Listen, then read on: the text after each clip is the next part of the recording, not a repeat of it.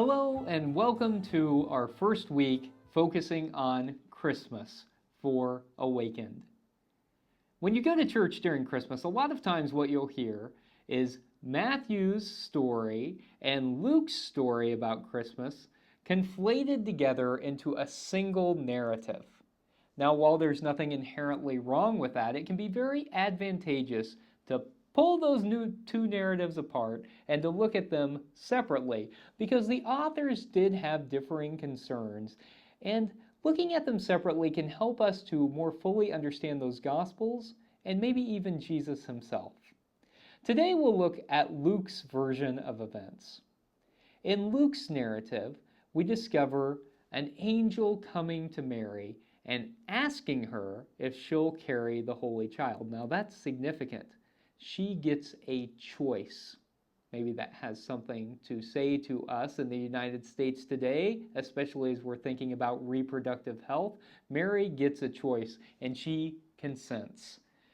After she has said yes, she says this incredible prayer, the Magnificat, where she calls for the mighty to be cast from their thrones and the hungry to be filled. Ooh. It's no wonder that Jesus turned out the way he did after being raised by Mary. This is the version where a decree comes out from the emperor, a decree from Caesar Augustus that everyone is to return to their hometowns for a census. Now, this wasn't historical. There was no record of a census like this occurring. You wouldn't have wanted people to return to their hometowns because the purpose of a census was to determine where people lived currently so that you could appropriately tax them. It's a literary device that helps the Holy Family get from Nazareth to Bethlehem. As they are traveling, Mary is heavily pregnant, and it's time for labor. And so they arrive in Bethlehem and need a place to stay. So what they would have done, especially since they were going to Joseph's hometown, was to stay with extended family. And so they went to, in Greek, a katalima.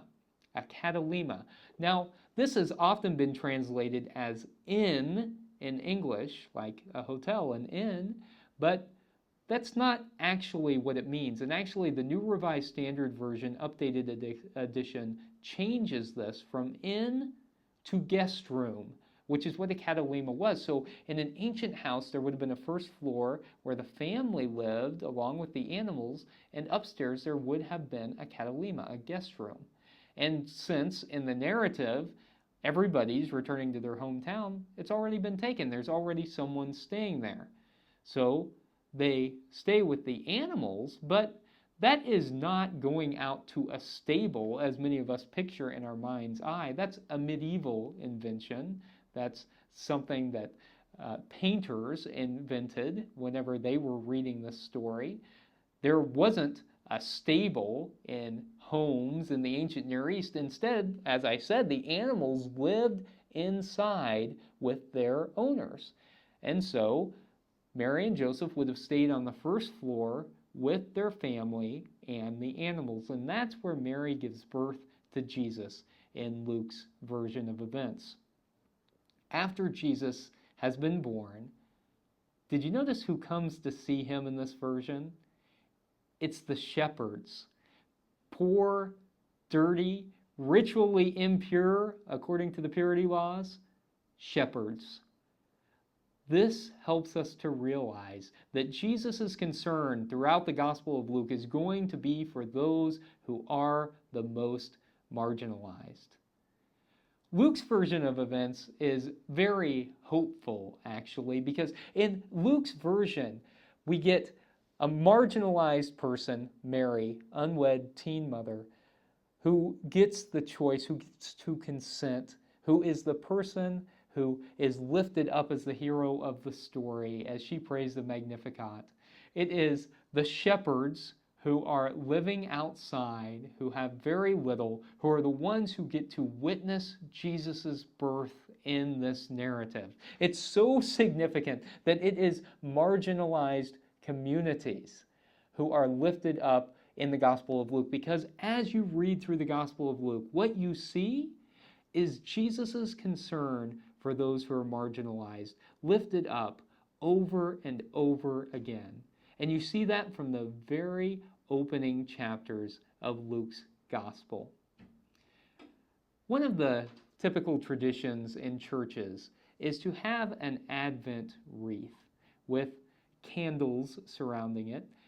And I like to use blue candles. Some churches use purple, but I like blue because blue is the color of hope. It's the color of the night sky just before the dawn. So right as the light is getting ready to break in, it's blue. And so I like to use blue. And often when you set up an Advent wreath, you'll use 3 blue candles, 1 pink candle, and a white candle. And so I'd encourage you throughout this season leading up to Christmas to build your own Advent wreath and to light the candles. So I've made a makeshift Advent wreath, which I will show to you.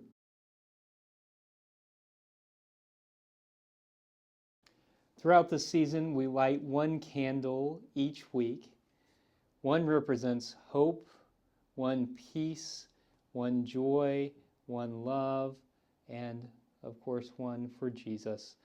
And just feel free to make a simple wreath and display of Advent candles as I have somewhere where you can see it. And today I invite you to think about that which you are hopeful for. What is it that you are experiencing in your life at this moment that makes you feel hopeful?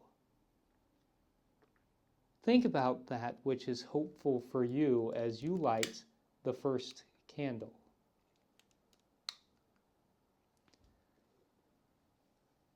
And allow yourself time to sit in the hope. Let the light warm you as you feel the hope that comes from God enter into your life. This week, may you be a bit hopeful as we hope for a better world. May it be so. Amen.